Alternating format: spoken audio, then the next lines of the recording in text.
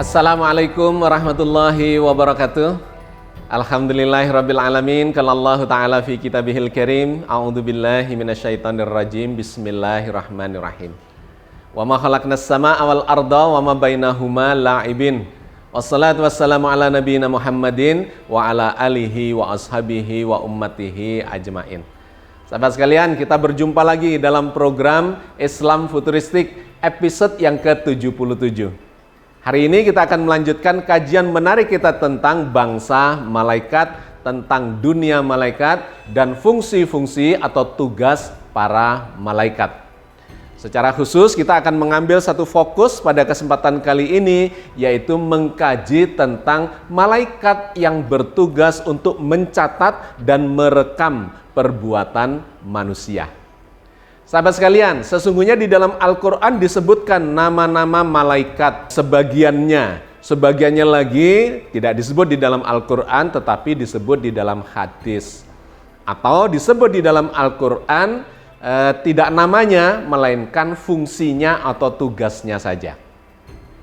Di antaranya nama yang disebutkan oleh Al-Quran adalah yang paling banyak malaikat Jibril.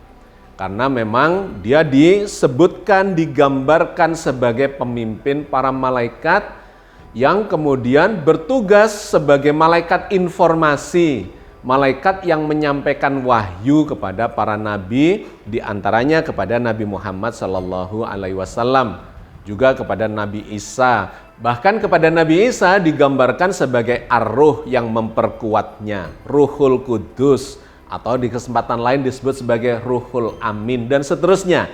Nama Jibril, Ruhul Kudus, Ruhul Amin, Ar-Ruh itu paling banyak disebut di dalam Al-Quran Al-Karim.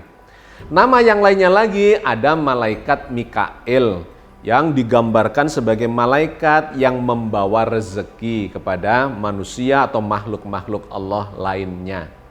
Ada lagi yang digambarkan secara fungsional tapi tidak disebut namanya, yaitu malaikat Israfil yang digambarkan bertugas meniup sangkakala katanya. Kemudian ada lagi malaikat maut yang juga tidak disebut namanya, Izrail. Nama Izrail itu disebutnya di dalam hadis, tetapi di Al-Quran disebut sebagai malaikat maut. Dan sebagainya, banyak nama-nama yang digambarkan atau disebutkan di dalam Al-Quran, termasuk malaikat Malik misalnya, penjaga neraka. Dan hari ini kita akan mengambil dua malaikat yang digambarkan oleh Al-Quran, yaitu Raqib dan Atid. Di mana Raqib dan Atid ini dikaitkan ya secara erat dengan proses pencatatan dan perekaman amal perbuatan manusia. Kita akan meninjau berbagai ayat yang difirmankan oleh Allah yang menggambarkan malaikat-malaikat pencatat itu.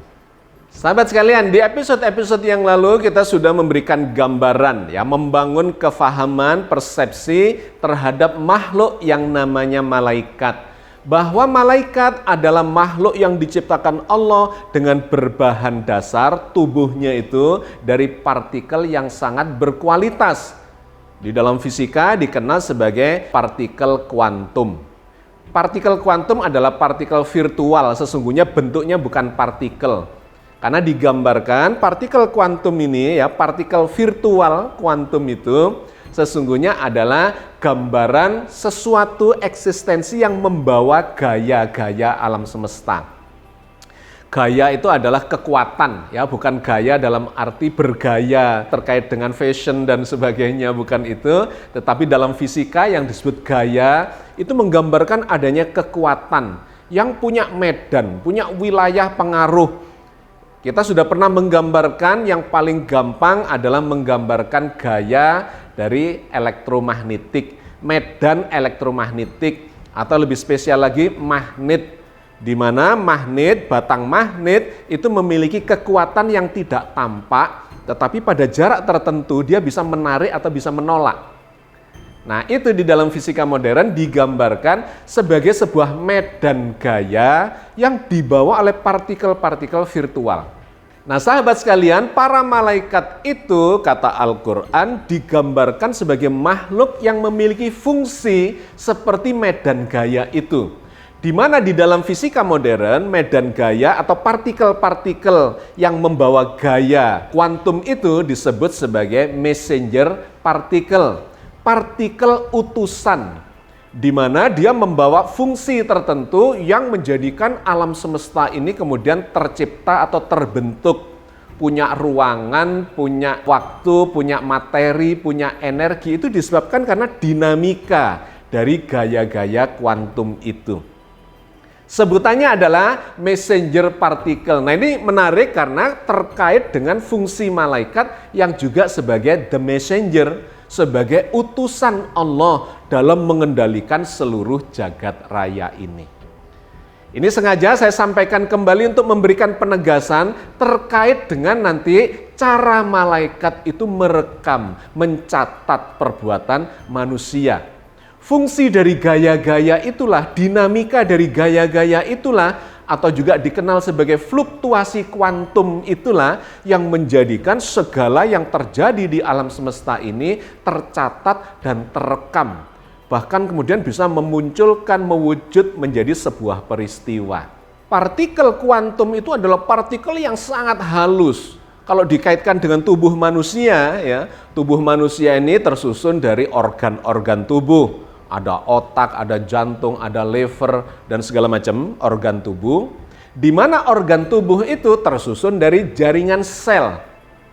Dan jaringan sel itu kalau kita lihat penyusunnya terbuat dari atau tersusun dari molekul-molekul. Ada molekul air, ada molekul protein, ada molekul lemak, dan sebagainya yang menyusun jaringan-jaringan sel itu. Nah, molekul itu tersusun dari atom-atom, ada atom hidrogen, ada atom oksigen, ada nitrogen, ada karbon, kalsium, fosfor, natrium, dan sebagainya, yang atom-atom itu menyusun molekul-molekul yang lebih besar dan seterusnya. Nah, lebih kecil dari atom itu di pusatnya ada yang namanya inti atom yang dikelilingi oleh elektron-elektron. Di dalam inti atom itu ada yang namanya proton, neutron, dan seterusnya, lebih kecil sampai yang namanya quark.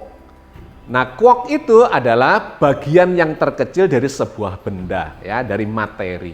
Ini kalau dilanjutkan lagi, ternyata quark dan semua materi itu tersusun, terbentuk dari yang namanya fluktuasi kuantum.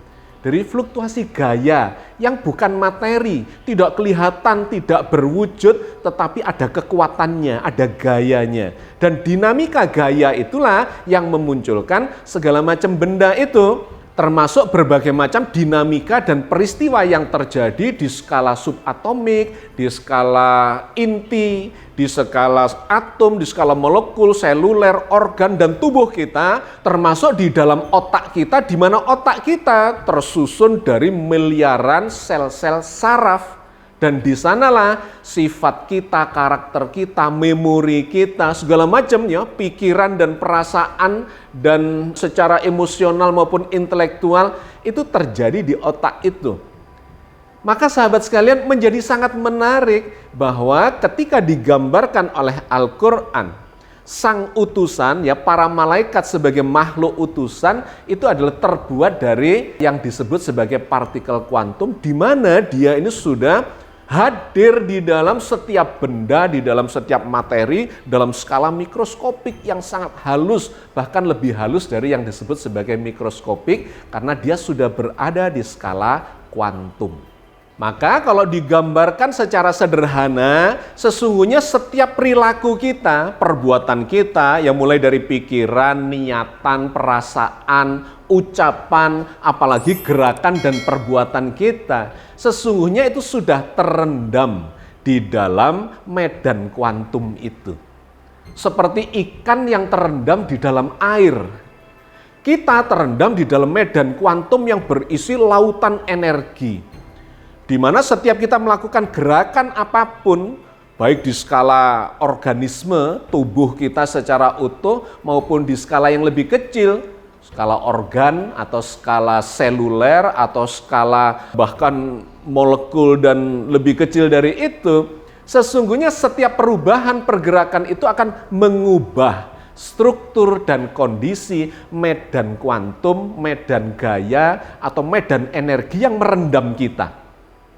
Persis seperti ikan di dalam air, setiap dia bergerak akan mengubah kondisi air itu. Yang itu kalau kita lihat dalam skala yang halus, skala energial atau skala gaya atau kuantum, itu akan terlihat sangat jelas mengubah struktur dan sistem yang ada di level kuantum itu, sehingga terus berubah dan membentuk rekaman-rekaman tertentu terhadap semua peristiwa yang terjadi di dalamnya. Nah, sahabat sekalian, itulah kurang lebih gambaran secara sederhana dan secara umum tentang kenapa setiap perbuatan kita itu mulai dari bentuk pikiran sampai ucapan sampai apa yang kita lakukan secara fisikal sesungguhnya akan memunculkan catatan dan rekaman di sekitar kita. Nah, Allah menceritakan itu di dalam berbagai ayatnya. Di antaranya adalah di dalam surat Ar-Ra'd ayat 10 dan 11. Sawa'um minkum min asarral qawla wa man jahara bihi wa man huwa mustakhfim bil laili wa saribum bin nahar. Sama saja bagi Tuhan, siapa di antaramu yang merahasiakan ucapannya dan siapa yang berterus terang dengan ucapan itu dan siapa yang bersembunyi di malam hari dan yang berjalan di siang hari. Lahu mu'aqqibatum min baini yadayhi wa min khalfihi yahfazunahu min amrillah. Bagi manusia ada malaikat-malaikat yang selalu mengikutinya bergiliran di muka dan di belakangnya. Mereka menjaganya atas perintah Allah. Luar biasa eksplisit ayat ini menggambarkan dan mengingatkan, menginformasikan kepada kita bahwa tidak ada rahasia bagi Tuhan. Sama saja bagi kita itu. Mengucapkannya secara dijaharkan, ya, dilisankan, terdengar seperti ini, ataukah cuma kita fikirkan, kita niatkan, kita rasakan, diimajinasikan. Itu nggak ada bedanya bagi Tuhan. Dan kaitannya dengan malaikat yang memang berada di skala kuantum itu. Kalau kita berpikir, kita merasa, kita berimajinasi, sesungguhnya sudah terjadi dinamika secara elektromagnetik di dalam otak kita. Nah, itu akan terekam. Secara teknologi pun itu sudah bisa direkam sekarang karena ada misalnya alat yang namanya elektroencephalograph yang merekam gelombang otak, bahkan bisa menerjemahkan apa yang menjadi pikiran kita di otak itu. Jadi tidak ada gunanya atau tidak ada bedanya kata ayat ini. Dipikirkan, dirasakan di dalam jiwa, ya, tidak dikeluarkan atau dijaharkan, diucapkan secara terbuka tanpa rahasia, itu sama-sama bukan rahasia bagi Allah dan para malaikatnya. Termasuk kata ayat ini, di malam hari dalam kegelapan, atau di siang hari yang kelihatan, gak ada bedanya. Kita bersembunyi di dalam ruangan yang terkunci, ya, menoleh kanan kiri, gak ada siapa-siapa yang melihat katanya. Masya Allah, kita sedang bersama para malaikat yang terus mengawasi kita. Bagi Allah tidak ada rahasia itu, karena sesungguhnya para malaikat dan Allah yang mengutus malaikat itu sudah meliputi kita semua dimanapun kita berada. Dan kondisi di sekitar kita itu adalah lautan energi, lautan gaya, lautan kuantum yang merekam seluruh perubahan yang terjadi pada diri kita, baik di level yang kejiwaan, ya, sampai kepada level yang psikis itu. Nah, itulah yang digambarkan di ayat 11-nya itu, lahu mu'aqqibatum min baini yadayhi wa min khalfihi yahfazunahu min amrillah. Sesungguhnya ada di sekitar kita ini malaikat-malaikat yang terus bergiliran di muka, di belakang, ya, bergerak, berdinamika, berfluktuasi kuantum istilah fisikanya untuk merekam semua perbuatan kita itu. Lahu mu'aqqibatum min baini yadayhi wa min khalfihi yahfazunahu min amrillah. Mereka bergerak terus, berdinamika. Karena memang secara fisika rekaman itu terjadi ketika terjadi fluktuasi, terjadi dinamika. Muka, belakang, kanan, kiri, atas, bawah, ya, digambarkan oleh Al-Quran sedang berdinamika atas perintah Allah. Begitulah Allah merekam seluruh perbuatan, bahkan pikiran kita, niatan kita, setiap saat, dimanapun kita berada. Tidak ada rahasia. Lebih jauh Allah menggambarkan di dalam surat Qaf ayat 16 sampai 18. Walaqad khalaqnal insana wa na'lamu ma tuwaswisu bihi nafsuh wa nahnu aqrabu ilaihi min hablil warid. Dan sesungguhnya kami telah menciptakan manusia dan mengetahui apa yang dibisikkan oleh hatinya. Dan kami lebih dekat kepadanya daripada urat lehernya. Idh yatalaqqal mutalaqiyani 'anil yamini wa 'anis shimali qa'id. Yaitu ketika dua orang malaikat mencatat amal perbuatannya. Seorang di sebelah kanan dan yang lainnya di sebelah kiri dalam kedudukannya. Ma yalfizu min qaulin illa ladaihi raqibun atid. Tiada suatu ucapan pun yang diucapkannya, melainkan ada di dekatnya malaikat pengawas yang selalu hadir. Rentetan ayat ini sangat menarik dan sangat eksplisit memberikan gambaran kepada kita. Di ayat yang pertama tadi ya, ayat 16 dari surat Qaf digambarkan di situ. Walaqad khalaqnal insan wa na'lamu ma tuwaswisu bihi nafsuh wa nahnu aqrabu ilaihi min hablil warid. Kamilah Allah yang menciptakan manusia dan kami tahu persis apa yang dibisikkan oleh jiwanya. Wa na'lamu ma tuwaswisu bihi nafsuh, yang dibisikkan, dikatakan di dalam hati ya, oleh hatinya, oleh jiwanya. Tahu persis. Wa nahnu aqrabu ilaihi min hablil warid, dikarenakan Allah itu lebih dekat kepadamu daripada urat lehermu. Di sini digambarkan menggunakan kata nahnu, kami, artinya Allah dan para malaikat, karena yang bertugas ya, ditugasi oleh Allah untuk merekam perbuatan kita, amalan kita, bahkan bisikan hati kita adalah para malaikat. Wa nahnu aqrabu ilaihi min hablil warid. Dan kami, Allah dan para malaikat lebih dekat kepadanya daripada urat lehernya. Urat leher kita itu tidak berjarak dengan kita. Kenapa? Karena urat leher berada di dalam diri kita.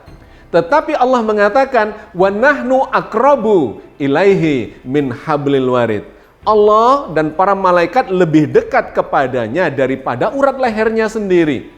Lebih dekat daripada yang gak ada jaraknya. Kenapa? Karena partikel-partikel kuantum itu memang menjadi bagian dari diri kita sendiri. Penyusun tubuh kita, penyusun partikel-partikel subatomik dalam tubuh kita, yang kemudian menyusun atom, menyusun molekul, menyusun sel, dan menyusun tubuh kita.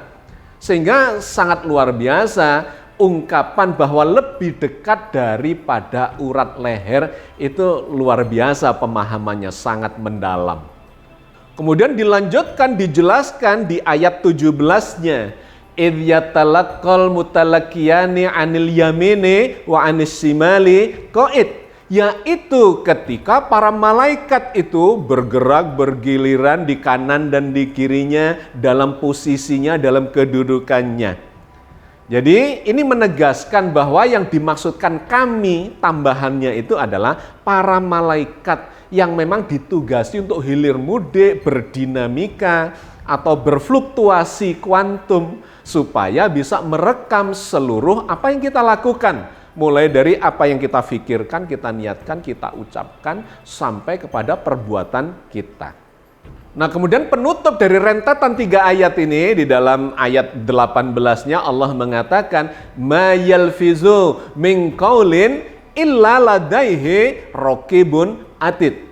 Tidak ada satu ucapan pun, sesuatu yang diungkapkan secara lisan yang lolos, kecuali di dekatnya ada raqibun atid, pengawas yang selalu hadir. Nah, kemudian istilah ini dipinjam sebagai nama dari malaikat yang mencatat kita, raqibun atid, pengawas yang selalu hadir, kemudian digambarkan sebagai malaikat raqib dan Atid. Sesungguhnya Al-Quran tidak menyebut nama dari malaikat itu, melainkan menyebutkan fungsi dari para malaikat yang ditugasi, diutus untuk merekam perbuatan kita, mengawasi, selalu hadir, dan kemudian merekam seluruh perbuatan kita itu. Tentang apa yang direkam oleh para malaikat itu nantinya akan diputar pada saat hari pengadilan. Nah, itu diceritakan di dalam rentetan ayat berikutnya, sama dalam surat Qaf dari ayat 19 sampai ayat 23. Mari kita baca informasi dari Allah terkait dengan rekaman kita yang akan diputar nanti di hari pengadilan itu. Waja'at sakratul mauti bil haq, dzalika ma kunta minhu tahid. Dan datanglah sakratul maut dengan sebenar-benarnya. Itulah yang kamu selalu lari daripadanya. Wa nufikha fis-sur dzalika yaumul wa'id. Dan ditiuplah sangkakala, itulah hari terlaksananya ancaman. Wa ja'at kullu nafsin ma'aha sa'iqu wasyahid. Dan datanglah tiap-tiap diri bersama dengan dia seorang malaikat penggiring dan seorang malaikat penyaksi. Laqad kunta fi ghaflatin min hadza fakashafna anka ghita'aka fabasarukal yauma hadid. Sesungguhnya kamu berada dalam keadaan lalai dari hal ini, maka kami singkapkan daripadamu tabir yang menutupi matamu, maka penglihatanmu pada hari itu sangatlah tajam. Wa qala qarinuhu hadza ma ladayya atid. Dan yang menyertai dia berkata, inilah catatan amal yang tersedia pada sisiku. Rentetan ayat ini menggambarkan kepada kita kelanjutan dari proses rekaman amal perbuatan kita, yaitu ketika datang maut kepadanya mengalami kematian. Kemudian secara ringkas digambarkan step berikutnya. Setelah kematian itu datanglah hari kiamat, hari pengadilan, di mana mereka akan diikuti oleh dua malaikat, malaikat penggiring dan malaikat penyaksi, yang ternyata mereka ini sesungguhnya adalah malaikat-malaikat yang mencatat perbuatan kita sejak awal pada saat kita hidup di dunia itu. Dibawa, didampingi oleh dua malaikat ini untuk menghadap Allah, menghadapi hari pengadilan. Nah, hari itulah kemudian Allah akan memberikan bukti, rekaman, catatan dari para malaikat atau dua malaikat itu terhadap semua yang kita lakukan sepanjang hidup kita. Dan kita diperintahkan untuk melihat sendiri. Dengan cara apa?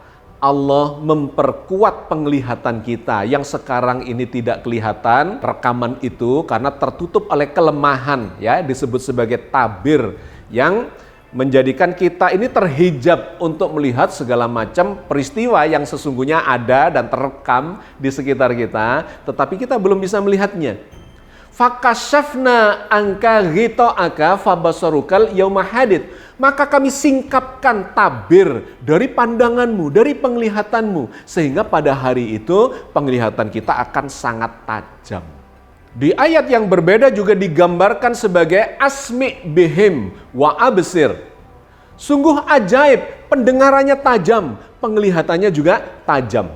Jadi diamplify, semua panca indera kita dipertajam oleh Allah, dibuka hijabnya sehingga kita bisa melihat dan mendengar segala sesuatu yang ketika di dunia itu tidak kedengaran dan tidak kelihatan, tetapi di sana diperlihatkan semuanya.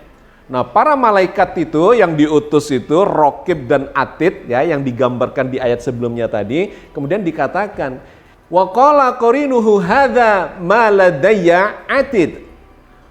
Malaikat yang menyertainya, korinnya itu, yang menyertainya itu kemudian mengatakan, ini loh catatannya ada di sisiku. Nah, di situ disebut sebagai Atid. Ini menunjukkan hubungannya dengan Raqib dan Atid yang sejak awal memang mencatat, merekam perbuatan kita. Jadi sesungguhnya setiap orang itu selalu diiringi oleh dua malaikat yaitu yang dikenal sebagai malaikat Raqib dan Atid. Sejak masa hidup di dunia direkam, dan nanti pada saat di akhirat mereka tetap mengiringinya, menjadi saksi-saksi atas segala amal perbuatan kita dan menunjukkan nih catatannya, atau kalau di era modern ini disebut nih rekaman digitalnya. Karena memang sesungguhnya sangat canggih rekaman itu, jangan dibayangkan seperti malaikat mencatat ya dengan kertas dan ballpoint ya di atas kertas yang sudah ketinggalan zaman. Yang terjadi adalah rekaman secara teknologi kuantum yang akan ditampakkan kepada kita, disingkapkan tabir dari pandangan mata kita, dari pendengaran kita, maka kita akan menyaksikan seluruh amal perbuatan yang telah kita lakukan itu. Maka kita menjadi mengerti apa yang diberitakan oleh Allah di dalam surat Yasin ayat 65, di mana dikatakan di sana kaki tangan kita akan menjadi saksi dari seluruh perbuatan kita. Bukan mereka berbicara karena punya mulut, tetapi seluruh rekamannya itu akan diputar di hadapan kita. Perbuatan kita ketika melakukan apapun terekam di situ. Digambarkan kakinya melangkah kemana ya terekam, tangannya melakukan apa ya terekam. Bahkan lebih halus dari itu digambarkan akan dibuka semua. Tidak ada rahasia lagi pada saat itu. Yauma tublas sarair, pada hari tidak ada rahasia. Allah berfirman di dalam surat Yasin ayat 65. Al-yauma nahtimu ala afwahihim wa tukallimuna aydihim wa tashhadu arjuluhum bima kanu yaksibun.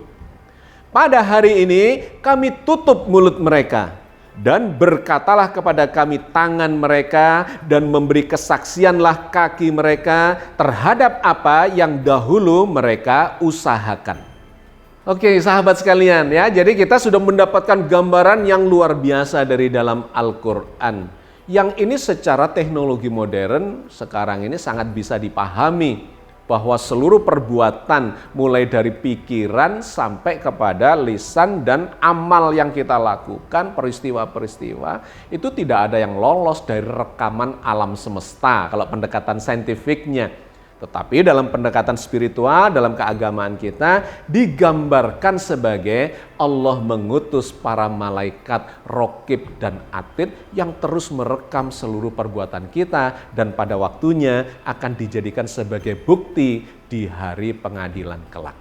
Semoga Allah senantiasa memberikan petunjuk dan bimbingan kepada kita, memberikan kesadaran bahwa sesungguhnya tidak ada rahasia bagi Allah di dalam seluruh kehidupan kita ini. Kesadaran inilah yang mudah-mudahan akan membantu kita untuk senantiasa termotivasi, tidak melakukan berbagai macam yang tidak baik, dan senantiasa melakukan kebajikan-kebajikan.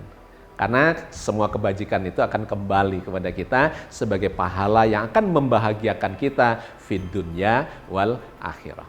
Amin ya rabbal alamin. Assalamualaikum warahmatullahi wabarakatuh.